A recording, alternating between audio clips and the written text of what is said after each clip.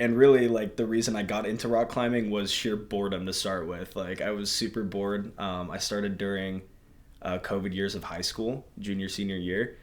And there wasn't a whole lot to do, especially with my classes and whatnot. So I would kind of just dip for half the day during Zoom meetings and sign into Zoom at the climbing gym and just climb for 4 or 5 hours in the bouldering room. And that kind of got me into it because I was bored otherwise, right? So there's nothing else to do.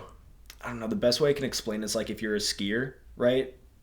Could you tell me about the skiing community as a whole, right? Like there's no general statement to describe like one type of skier, right? It's just kind of a broad umbrella term. There's like the climbers like me that go out with zero plan and just kind of see what's up for the day.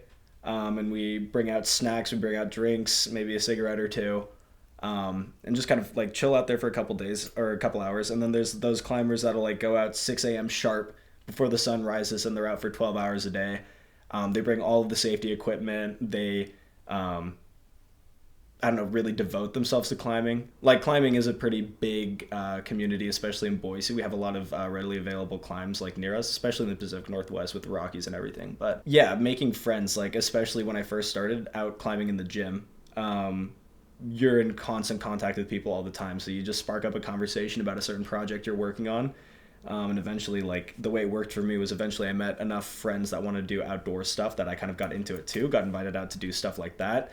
But yeah, I mean, it's a super inviting community. But yeah, I mean, it's a super inviting, welcoming community. Nobody's super hard about it. Nobody's super pretentious, which is really cool too. So, I mean, I think anybody that climbs has a general fear of falling. I mean, that's why we have so much equipment. There's some people that exist, right? Like I was saying, Alex Honnold, who has something in his brain that prevents him from fearing that.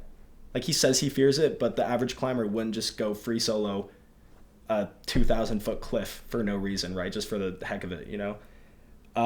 Yeah, I do have a fear of climbing, but as far as things go, my fear of climbing isn't like stopping me from going out and doing it. Like I was saying, I'm justifying me climbing by saying like all this equipment can hold my car, you know, and I'd be damned if I weigh the same amount as my car, right? Like that would be crazy.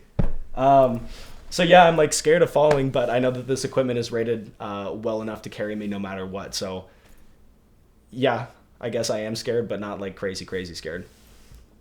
What do you worry about when you're on the wall? Um, Honestly, not much. There's a really relaxing part of being up on the wall that kind of prevents me from being scared of stuff. I mean, I guess the way I could say it is like when I first started outdoor climbing, I was terrified of heights.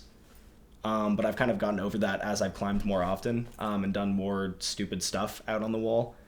Um, but there's something almost like therapeutic about being up on the wall. Like, if this is the thing I'm scared about the most right now is like falling off the rock or whatever, then what else would I have to really be scared about? Nothing else is like as deep as falling 20 feet to rocks below you. Rock climbers as a whole, like this would be a more general community statement as opposed to like the different kinds of rock climbers. Rock climbers are very environmentally driven. They're all very closely tied with nature. They really enjoy being outdoors. They really appreciate good quality outdoors.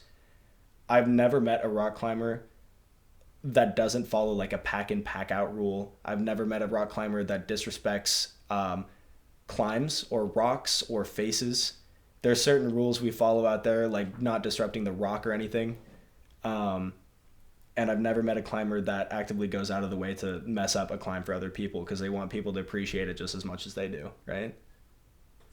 Take it in the stance of you're studying really hard for a test, like really hard. It's the only thing you've been focusing on for 2 weeks. And you go through 2 weeks of intense studying, YouTube videos, whatever, to eventually understand the material. And then you take the test, you get it back, and you get like an A or a high B or whatever on it, right? Like something fantastic you weren't expecting 2 weeks ago.